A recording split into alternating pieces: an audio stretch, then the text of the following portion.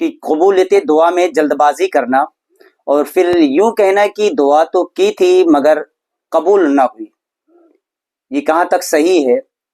اور کیا ایسا کہنا درست ہے؟ کیا ایسا ذہن بنا کے رکھنا یہ صحیح ہے؟ اور ہمارے نبی صلی اللہ تعالی وسلم نے اس حوالے سے کیا تعلیم فرمایا ہے، اس کا ہم تھوڑا سا آج جائزہ لیں گے اور یہ سمجھنے کی کوشش کریں گے کہ دعا قبول ہوئی یا نہ ہوئی یہ کہنا کتنا بہتر اور مناسب ہے۔ حضرت ابو ہریرہ رضی اللہ تعالی عنہ سے روایت ہے، آپ فرماتے ہیں کہ جناب رسول اکرم صلی اللہ تعالی علیہ وسلم نے ارشاد فرمایا، تم میں سے ہر کسی کی دعا قبول ہوتی ہے جب تک کہ وہ جلد بازی نہ کرے۔ اس کا کیا مطلب کہ یوں نہ کہنے لگے کہ میں نے دعا تو کی تھی لیکن قبول ہی نہیں ہوئی، بے صبری کا اظہار کرنے لگے۔ اب فرماتے ہیں کہ بندے کی دعا قبول ہوتی رہتی ہے بشرطے کہ گناہ کی یا قطع رحمی کی دعا نہ کرے۔ بندے کی دعا قبول ہوتی رہتی ہے اور اس کے لیے شرط یہ ہے کہ وہ گناہ نہ کرے، اور دوسرا یہ کہ قطع رحمی نہ کرے، صلہ رحمی کو نہ چھوڑے، جب تک کہ وہ جلد بازی کا مظاہرہ نہ کرنے لگے۔ عرض کی گئی یا رسول اللہ صلی اللہ علیہ وسلم جلد بازی کیا ہے؟ فرمایا، کہنے لگے کہ میں نے دعا کی، میں نے دعا مانگی مگر میں نے اپنے حق میں قبول ہوتی نہیں دیکھی۔ میں نے دعا کی، دعا مانگی مگر اپنے حق میں قبول ہوتی نہیں دیکھی، ایسا نہ کہنے لگا، حتیٰ کہ اس وقت مایوسی کا شکار ہو جائے اور دعا مانگنا چھوڑ بیٹھے۔ دعا مانگنا چھوڑ بیٹھے، یہی مفہوم حضرت انس رضی اللہ تعالیٰ عنہ سے مروی جو حدیث ہے سیم یہی اس کا بھی مفہوم ہے۔ اور یہیں پہ ایک چیز اور میں ذکر کروں گا کہ بوقت دعا کے وقت میں نمازی کا سر کو آسمان کی طرف اٹھانا اور غفلت کی حالت میں دعا کرنا، یہ اکثر اکے دکے دیکھنے کے لیے ملتا ہے۔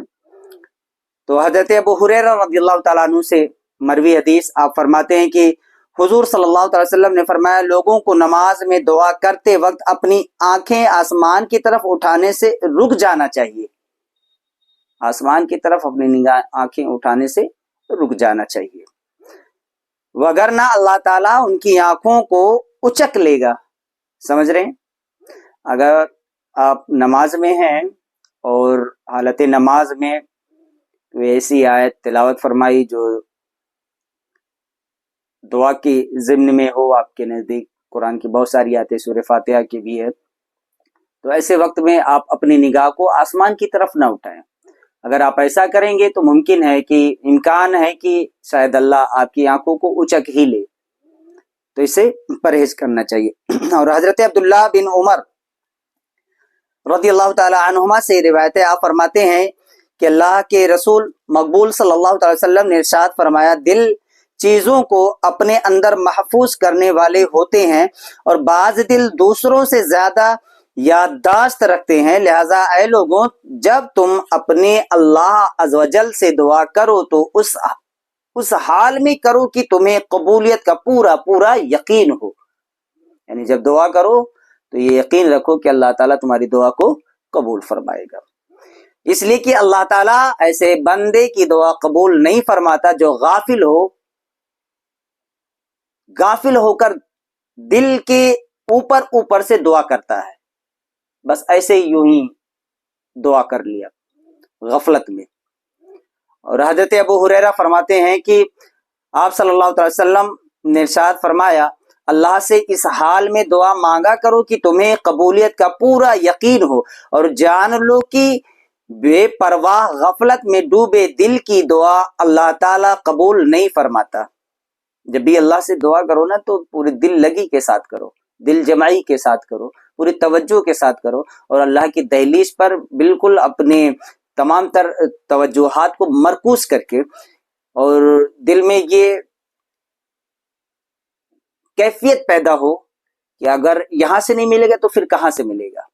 وہ ارحم الراحمین ہے، وہ عطا کرنے والا ہے، وہی عطا کرنے والا ہے، اور جب وہ عطا کرتا ہے تو اس کے خزانوں میں کمی واقع نہیں ہوتی. فرماتے ہیں کہ انسان کا اپنی جان، اولاد، خادم یا مال کے لیے بد دعا کرنا، عمومی طور پر دیکھا جاتا ہے کہ ماں باپ بچوں کے لیے بد دعا کرتے ہیں کہ تو مر جا، یا تیری ایسا ناس ہو جائے، تیرا ایسا کام بگڑ جائے، وغیرہ وغیرہ. تو انسان کا اپنی جان، بعض لوگ ہوتے ہیں کہ وہ کہتے ہیں کہ میں ہلاک کیوں نہیں ہو جاتا، میں مر کیوں نہیں جاتا، وغیرہ ایسے جملے بولنا یہ کہاں تک صحیح ہے. اور پھر اپنی ہلاکت کے لیے دعا کرنا، پھر یا اپنے اولاد کے لیے، یا اپنے خادم کے لیے، یا اپنے مال کے لیے جو مال اس نے کمایا ہے نا، بنایا ہے. تو اس حوالے سے بد دعا کرنا یہ کہاں تک صحیح ہے، اور کتنا اس حوالے میں کیا تعلیم فرمائی گئی. حضور صلی اللہ تعالی وسلم کے صحابی حضرت جابر بن عبداللہ ہیں، وہ فرماتے ہیں کہ حضور نے ارشاد فرمایا کہ اپنی جانوں پر بد دعا نہ کرو، اپنی اولاد پر بد دعا نہ کرو، اپنے نوکروں چاکروں کے لیے بد دعا نہ کرو، اور اپنے اموال کے لیے بد دعا نہ کرو. اللہ سے اس خاص ساعت میں اپنی بد دعا کو موافق نہ کر لو جس میں منہ مانگا مل جاتا ہے، کہ کہیں تمہاری یہ بد دعا قبول ہو جائے اور پھر پچھتاتے پھرو. اکثر ہوتا ہے نا کہ ہم لوگ بات چیت میں کہتے ہیں کہ کاش کی یہ چیز ہو جاتا، فلاں آ جاتا، تو وہ بندہ ایسے فوراً آ بھی جاتا، یا پھر کبھی اتفاقیہ طور پر ہم کچھ کہتے ہیں وہ چیزیں مل جاتی ہیں. تو ایسے اوقات کچھ ہوتے ہیں کہ جن میں بندہ جو کچھ کہتا ہے رب کی بارگاہ میں وہ قبول ہو جاتا ہے. تو اسی حوالے سے یہ تعلیم فرمائی گئی کہ کہیں ایسا نہ ہو کہ تم اس خاص وقت ہی میں بول رہے ہو، جبکہ رب تمہاری اس خاص وقت میں تمہاری بات کو قبول کر لے، تمہاری دعا کو قبول کر لے، اور تم اپنے بچوں کی ہلاکت کے لیے بد دعا گو ہو تو اللہ انہیں ہلاک کر دے، یا پھر اپنے مال کی ہلاکت کی بد دعا کرو اور وہ وقت وہی ہو کہ قبولیت کا وقت ہو اور آپ کی دعا بد دعا قبول کر لی جائے. تو اسی لیے یہ منع فرمایا گیا. اور حضرت ابو ہریرہ رضی اللہ تعالیٰ عنہ فرماتے ہیں کہ حضور صلی اللہ علیہ وسلم نے 3 دعائیں ایسی ہیں، حضور نے فرمایا کہ 3 دعائیں ایسی ہیں جن کی قبولیت میں کوئی شک نہیں ہے، جن کی قبولیت میں کوئی شک نہیں ہے. نمبر 1، مظلوم کی دعا. اگر کوئی مظلوم ہے آپ اس کی دستگیری کر دیتے ہیں، اسے انصاف دلاتے ہیں، اور پھر جب وہ دعا کرے گا تو اللہ تعالیٰ اس کی دعا تمہارے حق میں قبول کر لے گی. اور مظلوم کی بد دعا سے بھی بچنا چاہیے. تو مظلوم کی دعا. اور دوسرا ہے مسافر کی دعا. مسافر جو سفر میں ہیں، آپ نے انہیں کوئی چیز عطا کر دیا جس سے ان کے سفر میں آسانی ہو یا ان کے دل کو خوشی حاصل ہو جائے، اور پھر وہ دعا آپ کے حق میں کریں تو یقینی طور پہ وہ دعا قبول ہوتی ہے. اور باپ کی اپنے بیٹے کے خلاف دعا. باپ کی اپنے بیٹے کے خلاف دعا. اب کسی کوئی اتنا کمظرف ہی ہوگا، بلکہ دیکھنے کے لیے بھی ملتا ہے کچھ ایسے بعض قسم کے اور بدماش قسم کی اولادیں بھی ہوتی ہیں کہ باپ مجبور ہو کر کے ان کے لیے بد دعا کر دیتا ہے. بہت سارے لوگوں کو دیکھا بھی گیا ہے. ابھی حالیہ میں ایک واقعہ گزرا کہ ایک اولاد نے اپنے باپ کو اپنے جوتوں سے مارا، پیروں سے مارا. ذرا سوچو کہ وہ باپ کتنی محنت و مشقت سے پالا ہوگا، پروان چڑھایا ہوگا، اور پھر وہ باپ جس کو اپنے ظلم کا اولاد نشانہ بناتی ہیں، جب وہ بد دعا کرے گا، وہ دعا کر دے تمہارے خلاف میں، تو پھر سمجھ لو کہ منہ چھپانے کے لیے یا کہیں پناہ پانے کے لیے جگہ نہیں ملے گی. تو تیسری دعا باپ کی اپنے بیٹے کے خلاف دعا. یہ دعائیں رد نہیں ہوتی ہیں، قبول ہوتی ہیں. اور ابن ماجہ نے حضرت ام حکیم کے حوالے سے روایت کیا، وہ کہتے ہیں کہ نبی پاک صلی اللہ علیہ وسلم نے فرمایا باپ کی دعا اولاد کے خلاف یا حق میں حجاب قبولیت تک پہنچتی ہے.